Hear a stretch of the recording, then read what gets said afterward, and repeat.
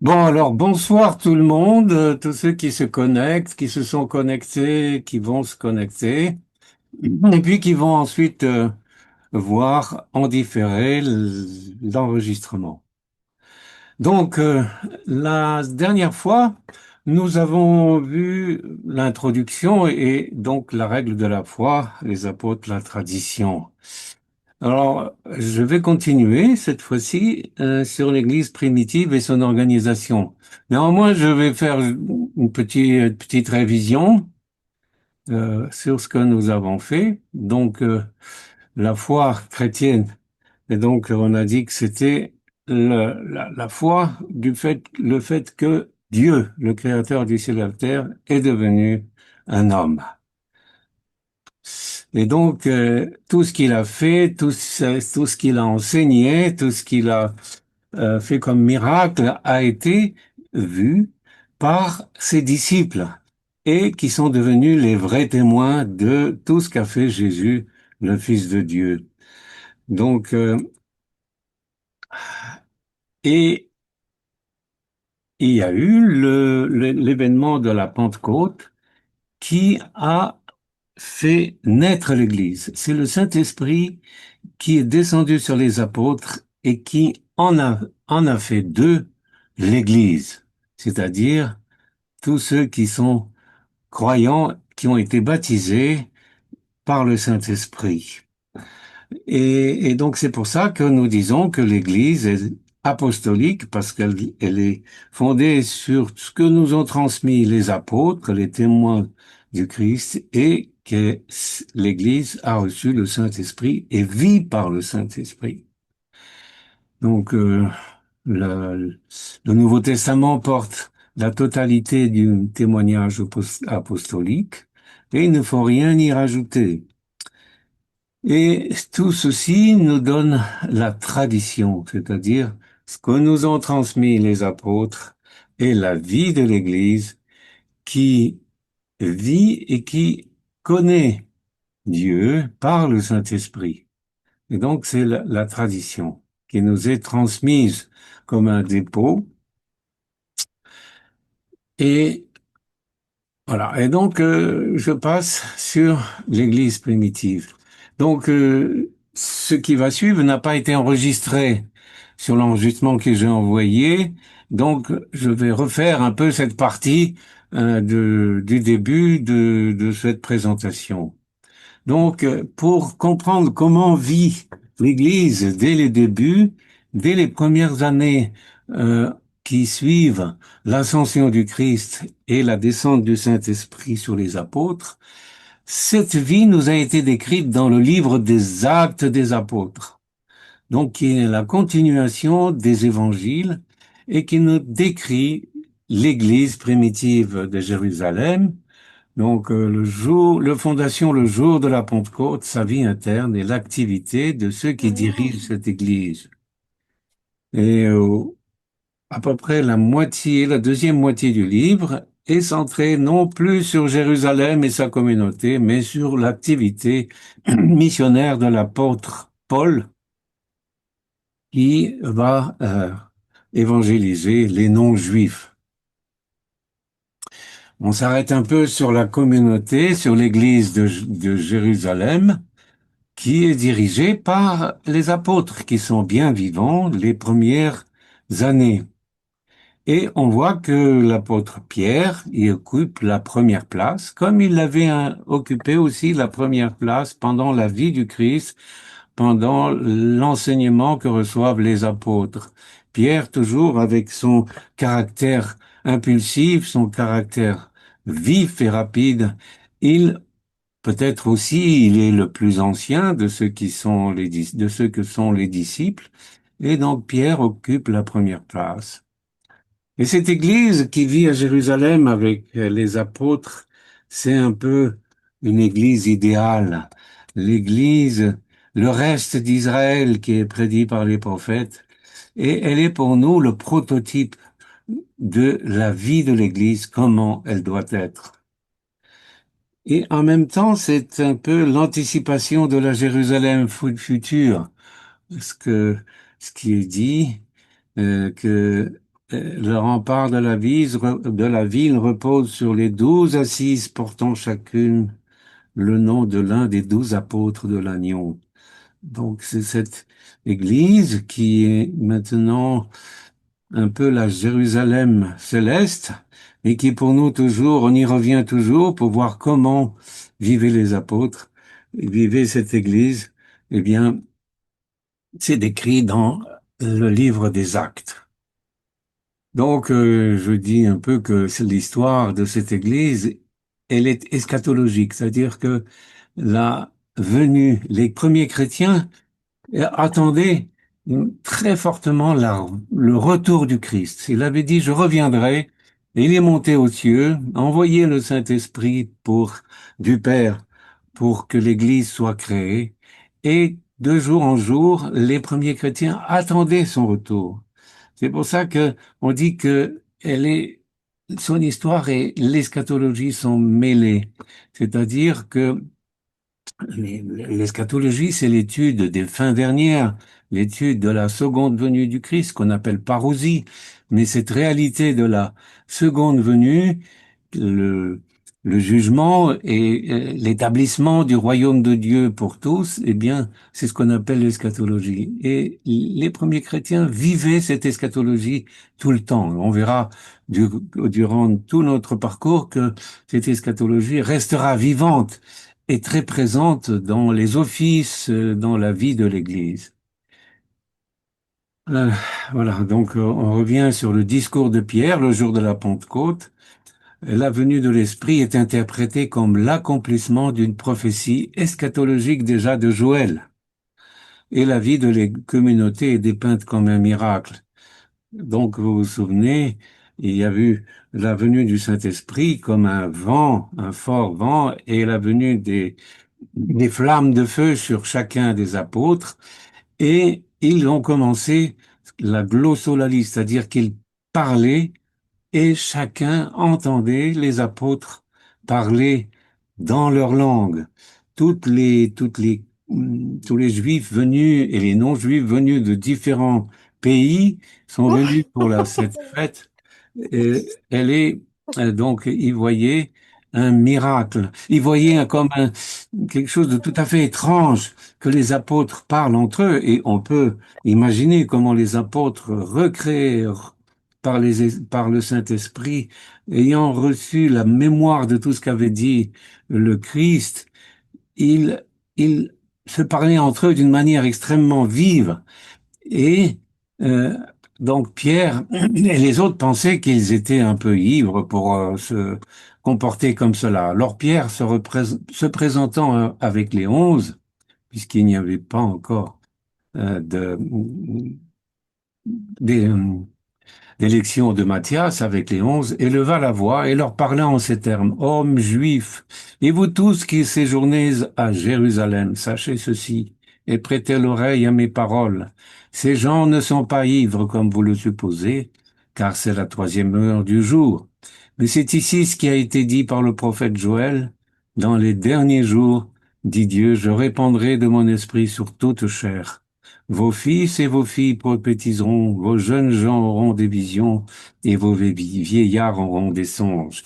Nous savons que effectivement cette parole prophétique se verra souvent au moment du baptême des nouveaux chrétiens.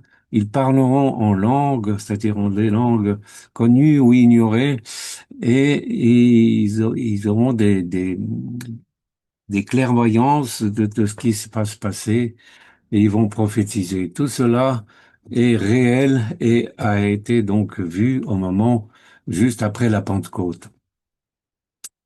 Et donc, pendant 12 chapitres, il y a donc la description de cette vie euh, extraordinaire de la première Église. Nous allons y revenir tout à l'heure ou la prochaine fois un peu.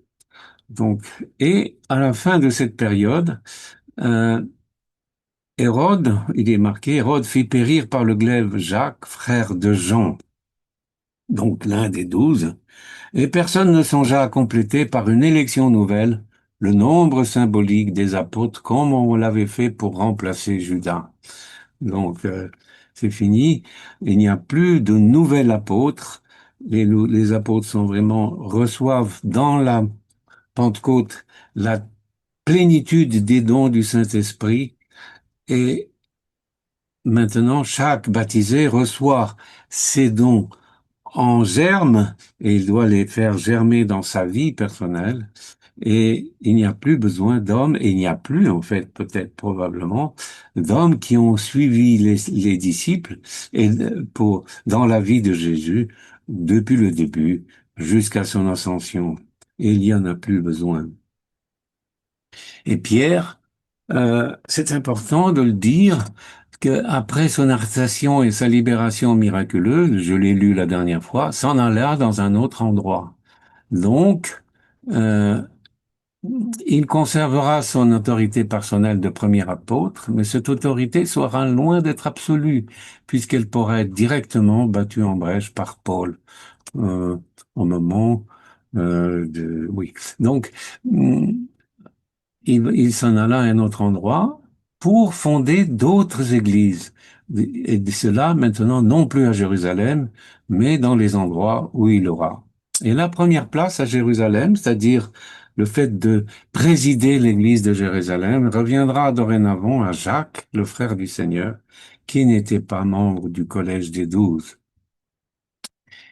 Et ce qui est très important, le rôle joué par Pierre dans la fondation de l'Église, c'est-à-dire le fait de présider l'Église, se perpétuera dans le ministère épiscopal, celui des évêques.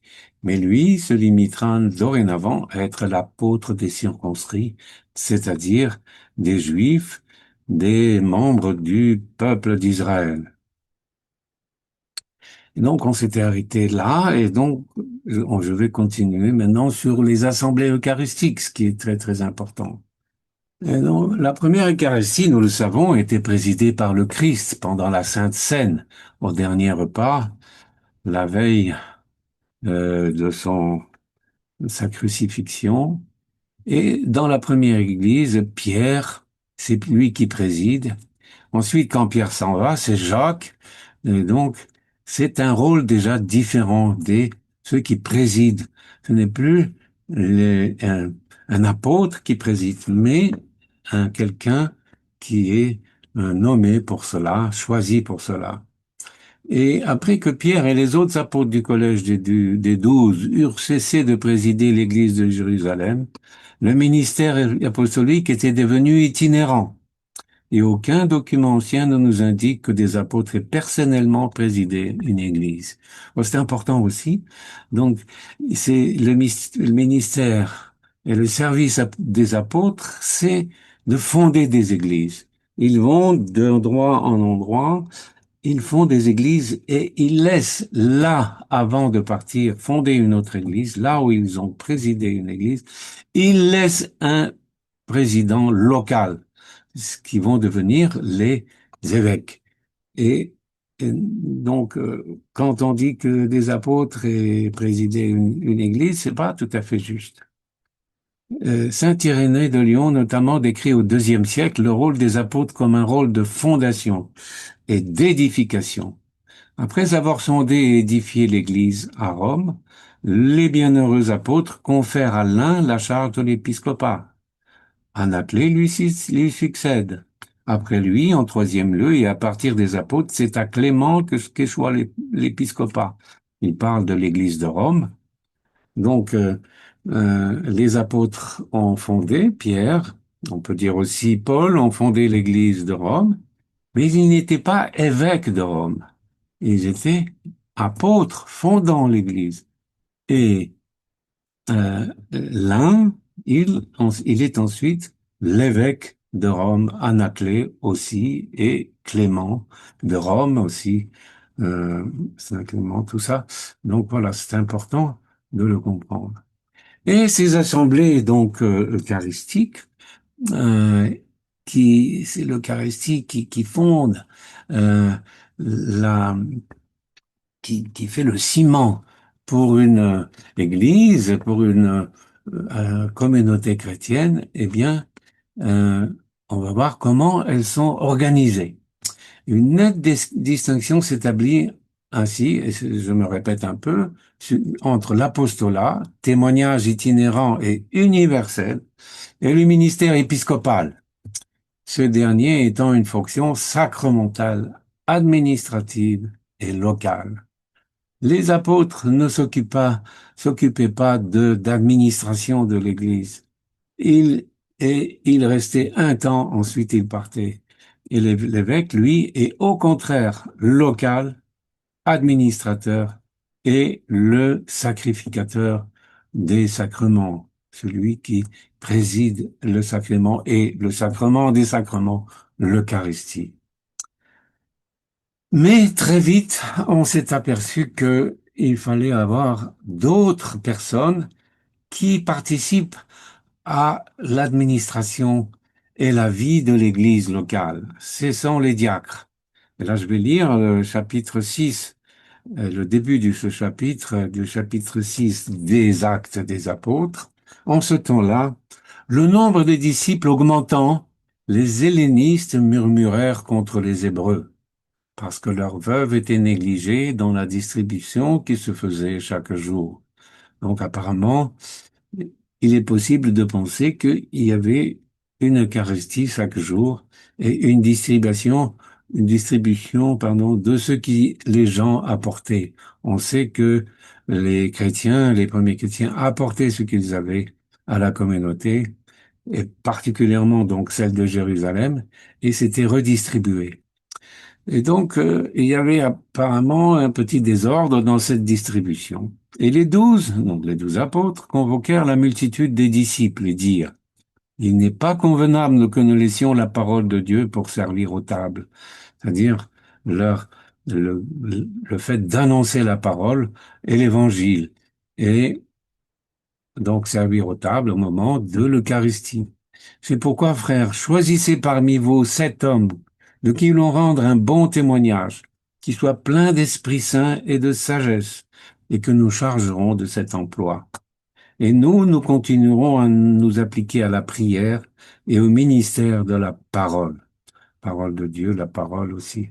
Non. Cette proposition plut à toute l'assemblée.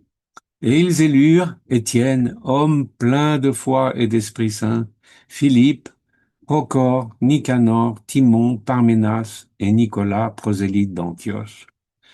Ils les présentèrent aux apôtres, et qui, après avoir prié, leur imposèrent les mains.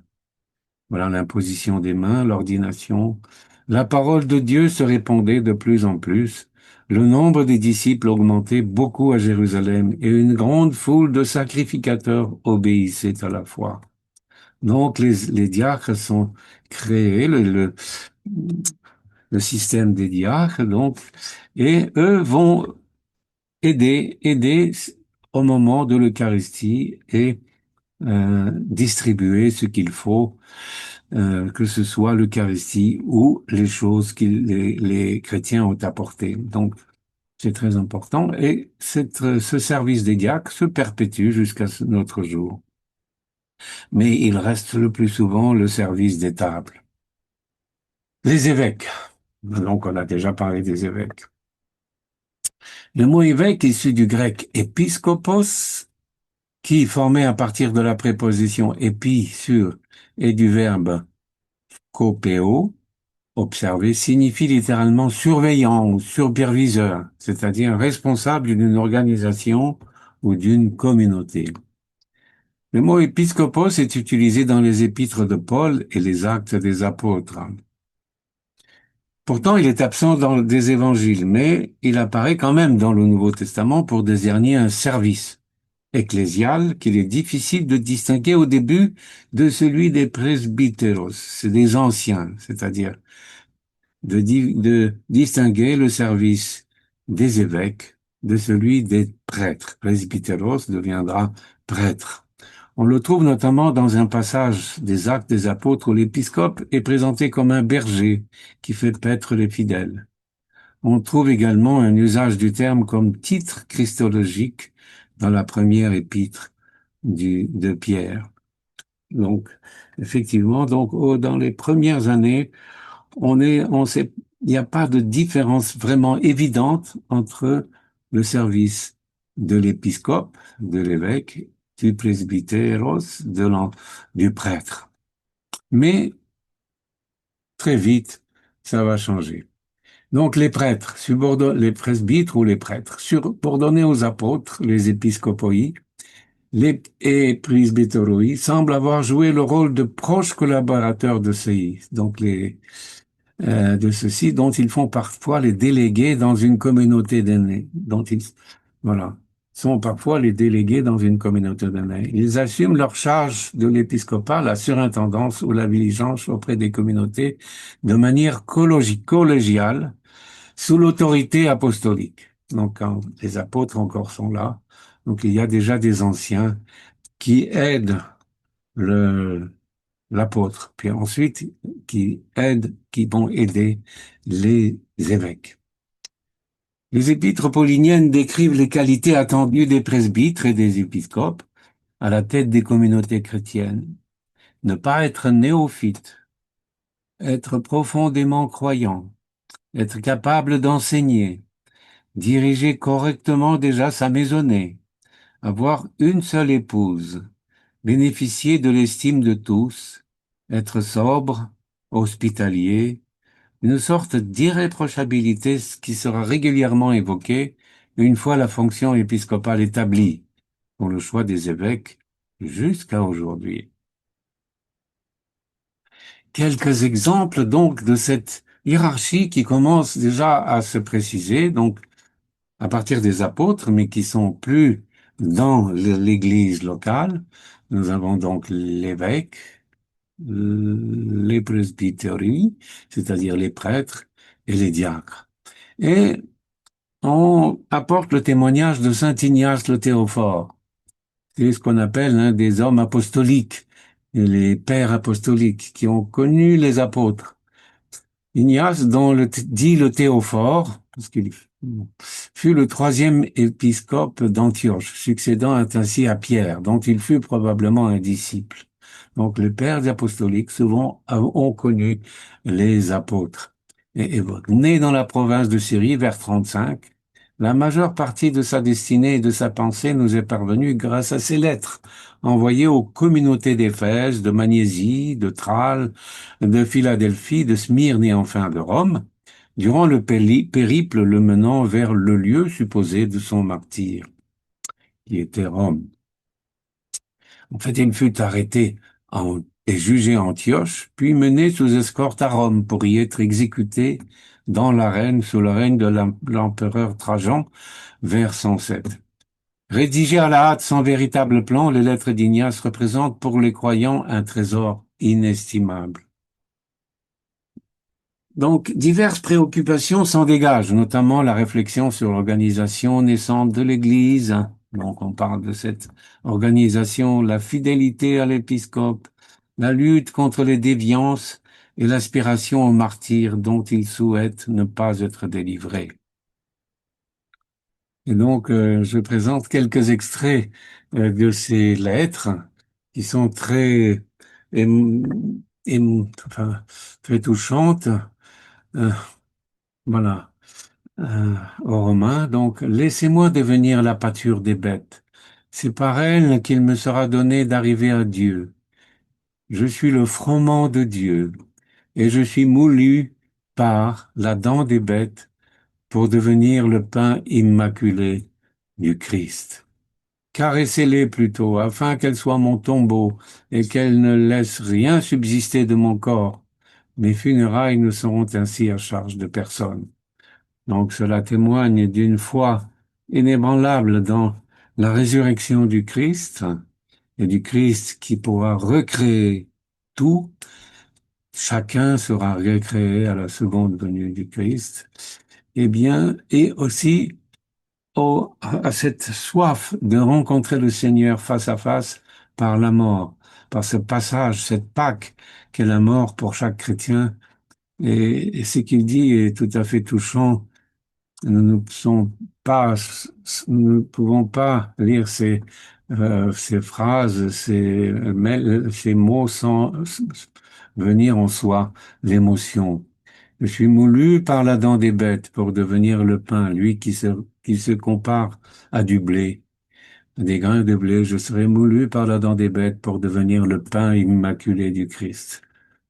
Voilà. Et donc, maintenant, je vais choisir des passages où il parle de l'organisation des chrétiens en son temps. Je vous en conjure, accomplissez toutes vos actions dans cet esprit de concorde qui plaît à Dieu, sous la présidence de l'évêque qui tient la place de Dieu, des presbytres qui représentent le sénat des apôtres, des diacres, objet de ma particulière affection, chargés du service de Jésus-Christ, qui était auprès du Père avant les siècles et qui s'est révélé à la fin des temps. Donc voilà un peu comme un tableau qui dessine la communauté ecclésiale. À sa tête se place l'évêque, comme le Christ était à la tête de, de, de l'assemblée des apôtres, eh bien, dans chaque église locale, l'évêque, il tient la place de Dieu. Les presbytres, c'est-à-dire les prêtres qui représentent le sénat des apôtres. Donc les prêtres sont comme les apôtres qui étaient avec le Christ. Et les diacres qui font le service au moment du rassemblement des chrétiens. Vous devez tous révérer les diacres comme Jésus-Christ lui-même. Maintenant, c'est les diacres, mais bon, tout ça, c'est dans cet esprit d'un tableau de l'Église ancienne. L'évêque comme l'image du prêtre, l'évêque comme l'image du Père, les presbytres comme le Sénat de Dieu et le collège des apôtres.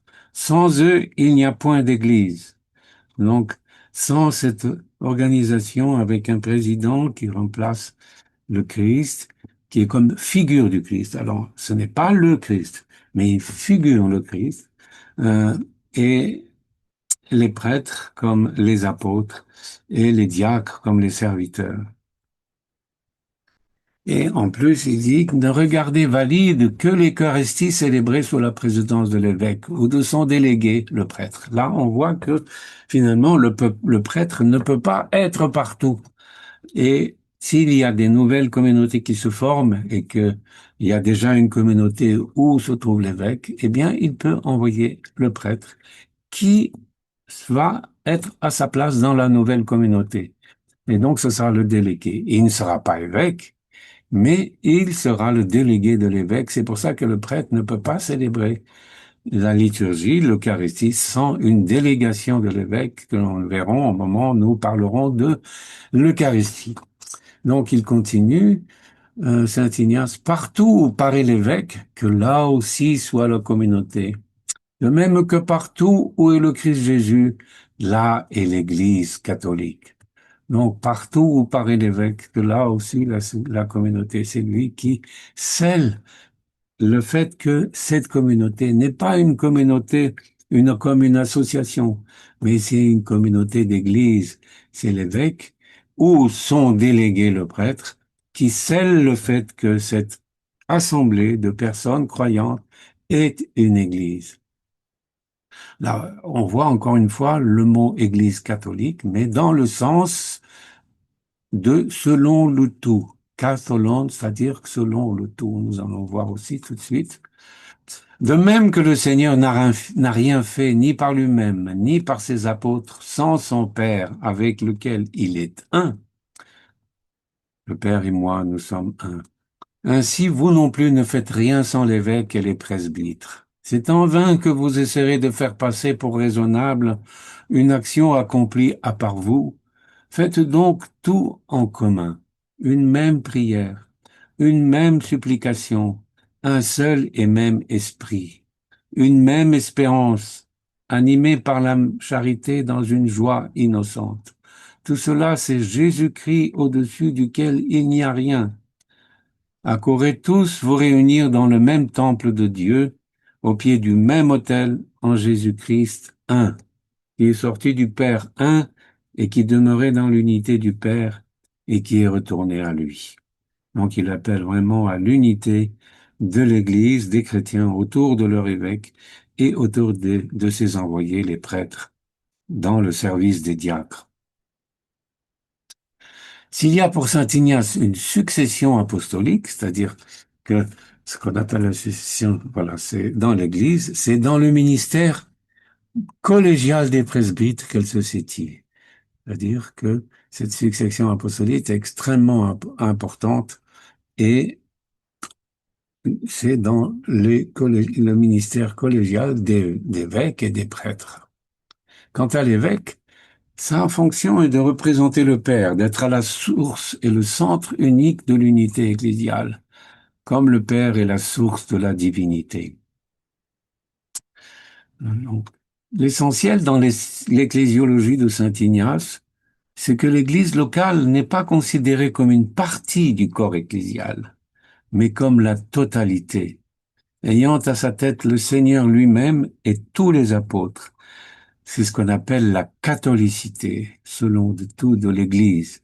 Donc je vais insister souvent sur ce terme, selon le tout, c'est-à-dire quand l'évêque ou le prêtre célèbre avec euh, les chrétiens autour, les chrétiens baptisés, orthodoxes autour, eh bien, toute l'Église est là, l'entièreté de l'Église, la plénitude de l'Église. Le prêtre est là, donc s'il est bien sûr canoniquement ordonné, ainsi de suite, s'il est orthodoxe lui-même, et toute l'Église est là, le Christ est parmi dans cette Église, la Mère de Dieu et tous les saints, toute la plénitude de l'Église, dans chaque petite communauté, c'est la plénitude de l'Église. Et donc, le ministère épiscopal est conçu dans l'Église primitive comme une perpétuation dans chaque Église du ministère que Pierre a accompli à Jérusalem. Donc, on se souvient que, à la suite du Christ, à la suite de son ascension et de la venue du Saint-Esprit sur les apôtres, Pierre a commencé à présider les réunions eucharistiques des chrétiens. Dans l'assemblée chrétienne, l'image du Seigneur est portée par l'évêque, qui apparaît comme ainsi non seulement comme le sacrificateur de l'Eucharistie, mais aussi comme le maître enseignant la vraie doctrine, la vraie foi. C'est dans ce sens que l'on interpréta les paroles du Christ adhérées à Simon-Pierre sur la route de Césarée.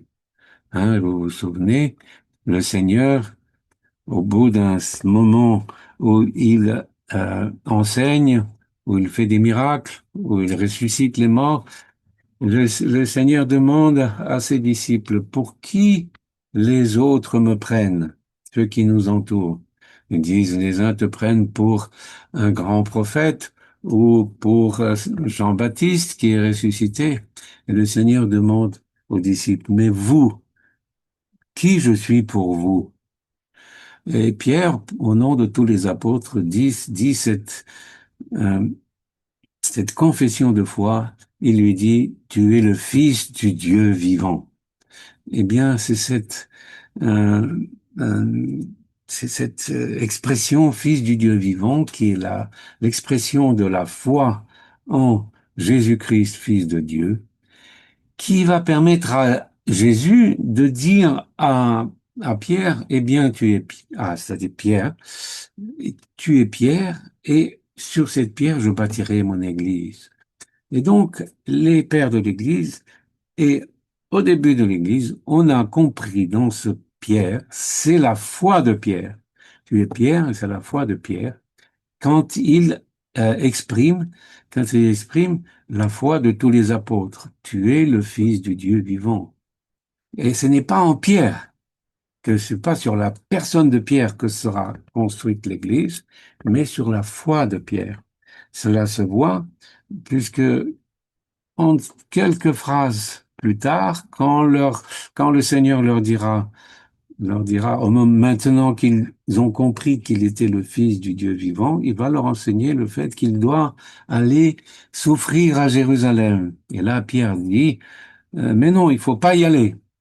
Et là, le Seigneur dira, arrière de moi, Satan, ce que tu dis n'est pas de Dieu. Autant il avait dit quand il dit, tu es le fils du Dieu vivant. Il dit, c'est mon père qui t'a enseigné cela. Eh bien, là, il dit, ce n'est pas, vient pas de mon père, ce que tu dis là. Donc, ce n'est pas sur la personne de Pierre, mais sur la foi de Pierre, que toutes les églises et tous les évêques siègent sur la cathédrale una, celle de Pierre, confessant cette vraie foi. Donc, on revient un peu sur le service de l'épiscopat. En fait, l'épiscopat est un, gouvernant toute l'Église par une action commune, avec l'aide des prêtres et des diacres. Et on voit donc que la société chrétienne primitive est nettement hiérarchisée, et elle le restera toujours et partout, sacramentelle et communautaire. Donc le Christ a dit, quand deux ou trois se réunissent en mon nom, je suis parmi eux. Et donc cette espèce de loi que le Seigneur donnera sera toujours respectée. Les chrétiens se rassemblent en un même lieu pour la même chose, c'est-à-dire pour l'Eucharistie, le sacrement de l'Eucharistie. Et tous les sacrements, toute la vie sacramentelle sera ensemble. Et bien sûr pour le sacrement des sacrements, pour l'Eucharistie. L'évêque, établi dans une grande ville, avait naturellement plus d'importance que celui d'une petite ville. Donc cela devient maintenant un peu sociologique. Euh, et on voit par les actes du premier concile œcuménique de Nicée que dès le commencement du IVe siècle, l'évêque de Rome jouissait d'une certaine autorité sur ceux des villes voisines de cette capitale, en vertu de l'ancienne coutume que l'évêque d'Alexandrie étendait sa juridiction sur tous les évêques d'Égypte et de Libye. Donc, on voit que l'évêque d'Alexandrie, c'était pas un super évêque, c'était un évêque, et les autres évêques étaient en communion avec lui et l'écoutaient. Et donc, euh, dès le commencement du IVe siècle, donc l'évêque de Rome, il jouissait de cette autorité sur les autres villes voisines de cette capitale, en vertu que Rome était la capitale. C'est la capitale de l'Empire, et donc l'évêque de la capitale, il jouissait d'une autorité bien. C'est assez compréhensible. Et les évêques des trois capitales de l'Empire romain, Rome, Alexandrie et Antioche, furent considérés comme les premiers évêques de l'Église. Encore une fois, c'était pas des super évêques qui avaient des dons plus élevés que les autres évêques. Simplement, ils présidaient. Ils présidaient les assemblées d'évêques. Ils sont les premiers parmi les évêques, parmi les égaux. On leur adjoignit l'évêque de Jérusalem à cause des souvenirs attachés à cette ville sainte, et ces quatre évêques reçurent le titre de patriarche.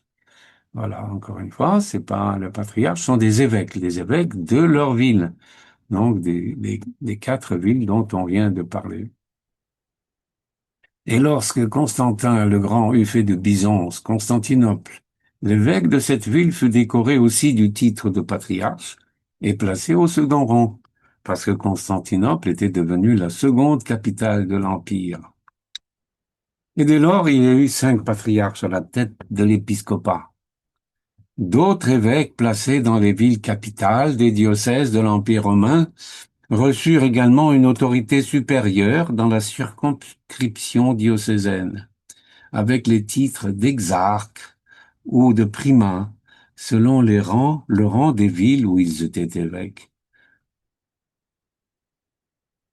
Donc les diocèses de l'Empire romain étaient partagés en provinces, lancées à la tête de chacune desquelles était une ville métropole. Les évêques de ces villes reçurent le titre d'archevêque ou métropolite. Plusieurs villes ayant le titre de cité, c'est-à-dire moindres, des villes moindres que la métropole, dépendaient de la métropole. Les évêques des cités furent de simples évêques.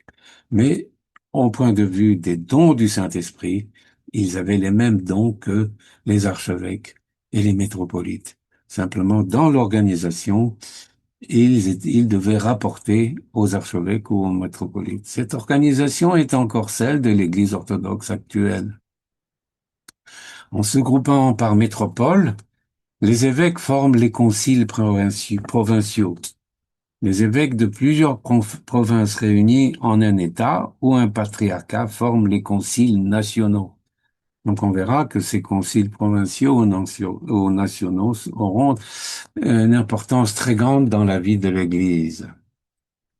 Les évêques de tous les patriarcats réunis forment les conciles œcuméniques ou universels. Cependant, l'épiscopat n'agit qu'en commun. Chaque évêque concourt au gouvernement général de l'Église. L'autorité est essentiellement conciliaire ou collective, et l'unité résulte de l'action commune et collective de l'épiscopat qui est un. Chaque Église nationale est gouvernée par ses évêques. Les questions difficiles sont résolues au niveau des assemblées épiscopales locales. Les questions difficiles de foi ou d'organisation, voilà, si un évêque n'arrive pas vraiment à régler un problème, on fait une assemblée épiscopale locale et on essaye de le résoudre.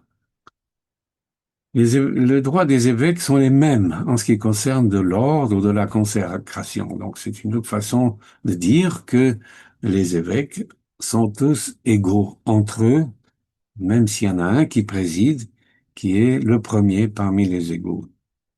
Les prérogatives d'honneur ou de juridiction qui n'ont pas un caractère divin et qui viennent de l'Église doivent être réglées par les canons qui leur servent de base. Donc on va voir les canons après que l'on ait vu le symbole de la foi.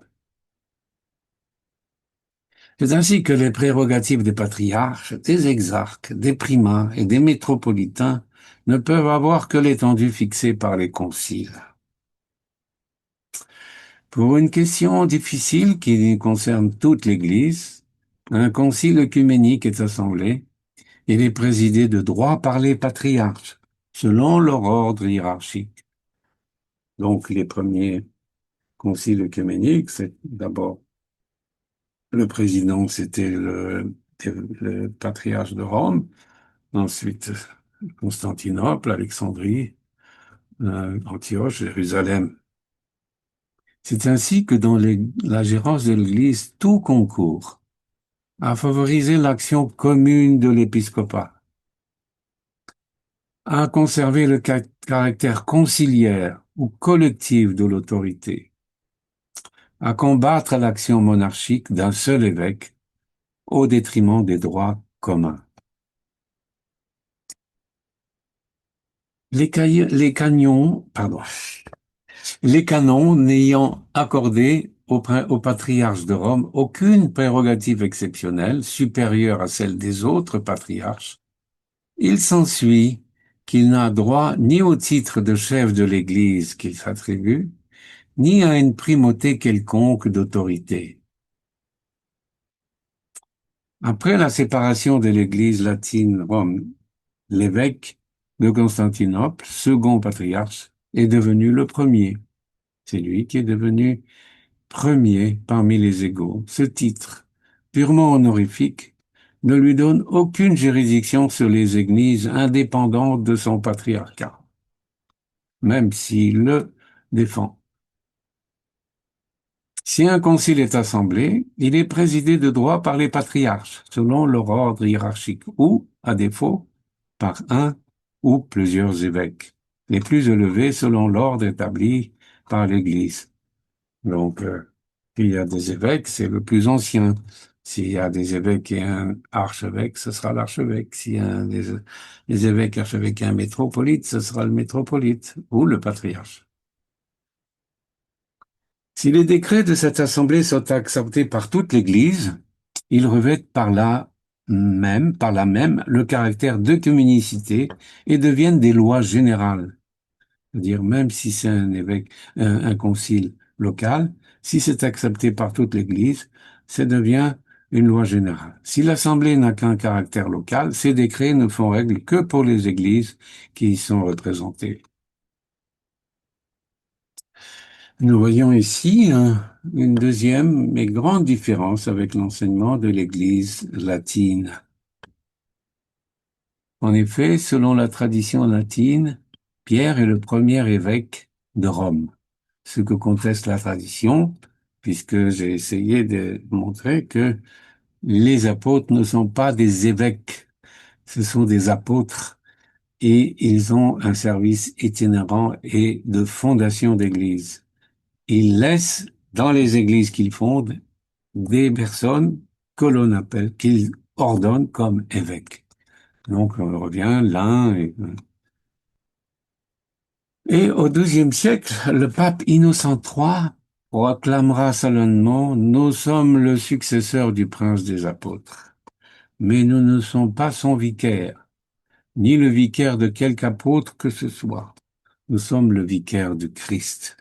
Donc cette prétention est difficilement acceptable dans l'orthodoxie. Pour l'Église catholique latine, donc dans le sens ici catholique de latine, l'évêque de Rome détient dans l'Église universelle un pouvoir ordinaire, suprême, plénier, immédiat et universel qu'il peut toujours exercer librement. L'Église orthodoxe rejette ces affirmations pour les raisons qui ont été exposées plus haut, donc il y a quelques minutes. Pour les pères de l'Église et pour l'Église orthodoxe, l'épiscopat est un, en vertu de l'identité de foi, la foi de Pierre, de toutes les églises et tous les évêques siègent sur la cathédrale una, celle de Pierre confessant la vraie foi. Donc voilà ce que je voulais euh, dire aujourd'hui. C'est assez dense, donc je vais arrêter avant avant d'aller plus loin. Et donc voilà, je suis prêt. Galerie est prêt à répondre aux questions s'il y en a.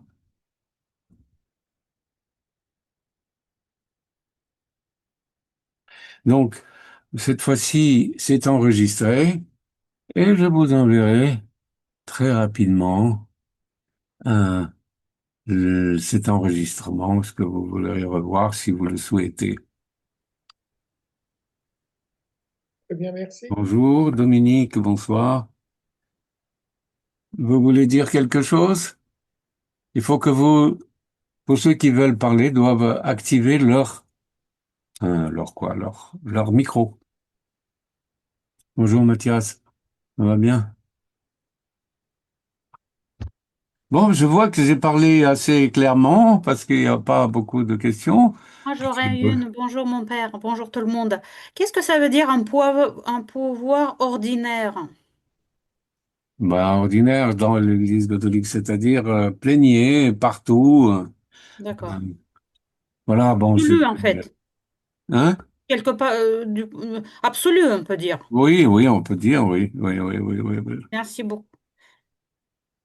Voilà.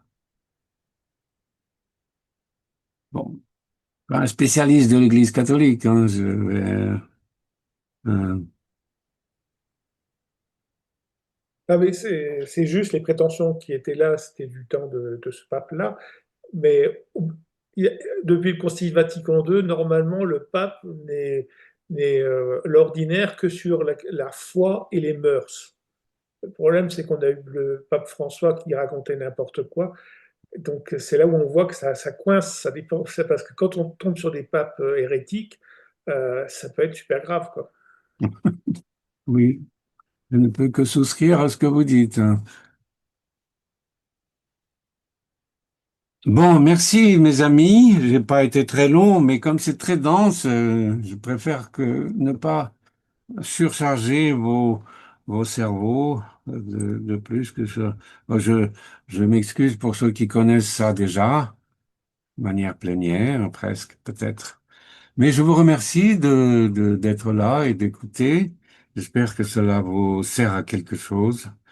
Dites-le moi d'ailleurs si ça vous sert à quelque chose, parce que c'est important pour moi que je raconte pas des, des choses comme ça sans que cela soit utile. Ça va, très cher Père Nicolas. Bonsoir, oui, Voilà. Père Dimitri. Oui, oui, oui. Salutations. Oui, c'est très utile, je crois, pour tous de faire une bonne révision de tous ces fondamentaux, parce que c'est vraiment les bases sur lesquelles on peut poser l'Église du futur aussi. Très bien, voilà. C'est mon objectif. Merci beaucoup. Et à Voilà, bientôt. alors je vais arrêter, je sais plus comment on arrête, même d'ailleurs, je sais pas où je vais. Euh, En bas, je pense. Euh, En bas à droite, il y a une petite porte avec un petit bonhomme qui sort, une petite porte. quitté. Mettre En fin à bas. la réunion, voilà.